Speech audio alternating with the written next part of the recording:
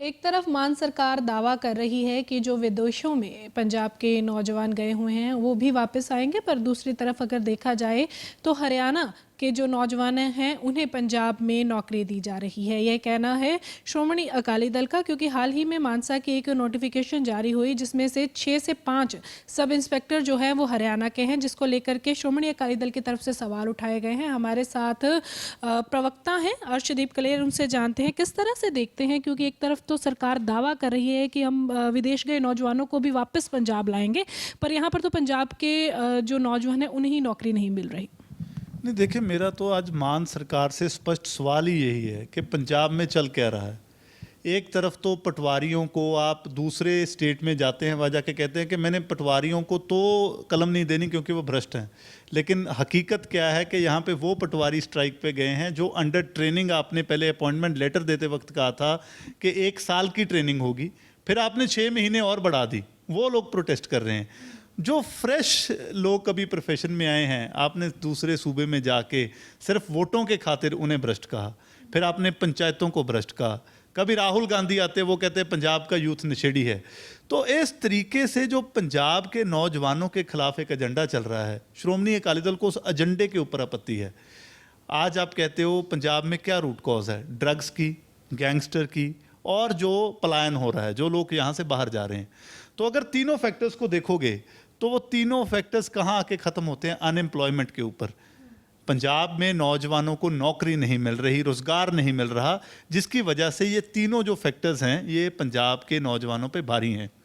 और अगर आज फिर मानसा में नोटिफिकेशन आएगा और उसमें 7 में से 6 जो सब इंस्पेक्टर होंगे एक ज़िला में, अगर उनमें से 6 हरियाणा के होंगे, तो क्या पंजाब का नौजवान यहाँ रुकना चाहेगा? क्या ये पंजाब के नौजवान के हकों पे डाका नहीं है? तो मेरे तो मान सरकार से ये सवाल हैं कि पंजाब में चल क्या रहा है। इसी तरीके से जो आज मास्टर कैडर आए थे फिजिकल एजुकेशन वाले, 1.5 साल एक इलेक्शन प्रोसेस चला। 1.5 साल में इलेक्शन प्रोसेस चलने के बाद आपने उसे रोका और उसमें आपने 1.5 साल बाद रूल्स अमेंड कर दिए और इन लोगों को घर बिठा दिया और दूसरे लोगों की सिलेक्शन कर दी। तो ये अब नौजवानों की बात कर कहाँ रहे हैं? तो सवाल तो ये है मान सरकार के ऊपर। पर मान सरकार ये भी क्लेम करती है कि उन्होंने 35,000 से ज़्यादा जो नौकरियां हैं वो पंजाब के नौजवानों को दी हैं। नहीं, क्लेम वो कुछ भी करते रहे। मुख्यमंत्री ने क्लेम बहुत की हैं। मुख्यमंत्री तो गोल्डी बराड़ को भी ले आए थे बातों बातों में। मुख्यमंत्री तो BMW का प्लांट भी लगा दिया था। सो मुख्यमंत्री के क्लेम बहुत बड़े हैं, लेकिन हकीकत अब आप लोग भी जानते हैं कि कुछ नहीं है। जो मुख्यमंत्री एक IPL खिलाड़ी को अपने साथ बिठा के, जो पूर्व मुख्यमंत्री है चन्नी साहब, उन पे बड़े इल्ज़ाम लगा के उससे यूटर्न ले सकते हैं, तो मुख्यमंत्री क्या कहते हैं ये अब इररिलेवेंट हो गया। ये भी देखा गया कि जब अब कभी बात होती है आम आदमी पार्टी की तरफ से, तो सीधे तौर पर श्रोमणी अकाली दल को ही सवाल पूछे जाते हैं। कांग्रेस बीच से गायब कर दी गई है। इसे किस तरह से देखते हैं? नहीं, कांग्रेस और आम आदमी पार्टी तो अब एक ही हैं। वो तो अलायंस में आ गई, INDA उनका अलायंस है। तो मैं तो बाजवा साहब को कहूँगा कि अब LOP रहने का कोई फ़ायदा नहीं है। कैबिनेट रैंक चाहिए तो आप सरकार में शामिल हो, कैबिनेट मंत्री बनो, किसी को क्या आपत्ति है? आप लोग अलायंस में हैं।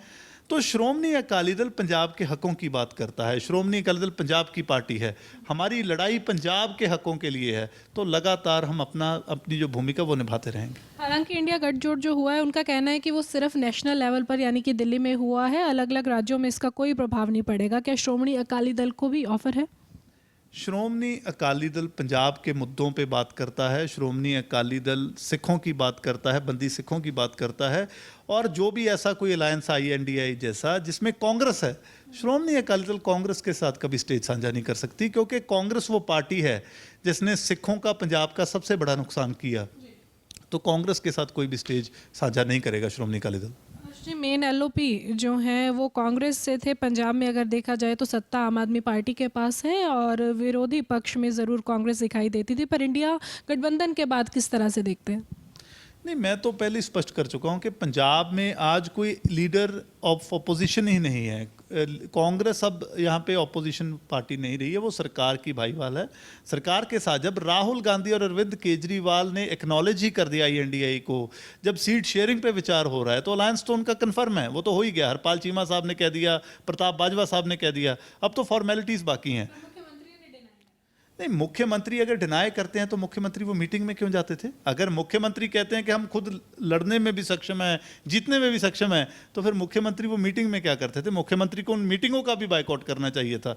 सो जब आप वहाँ जा रहे हैं, आप बातें कर रहे हैं और यहाँ आके आप पंजाबियों को कहें कि नहीं जी हम तो अलग अलग हैं, तो अब पंजाब दोबारा से मूर्ख नहीं बनेगा इनकी बातों में। तो ये थे हमारे साथ श्रोमणी अकाली दल से एडवोकेट अर्शदीप क्लेर, जिन्होंने साफ तौर पर कहा कि जिस भी प्लेटफॉर्म पर कांग्रेस होगी वहां पर श्रोमणी अकाली दल जो है नहीं जाएगा और ना ही उस गठबंधन का हिस्सा बनेगा। वीडियो जर्नलिस्ट शरद के साथ खबरें अभी तक के लिए चंडीगढ़ से हरसिमरत।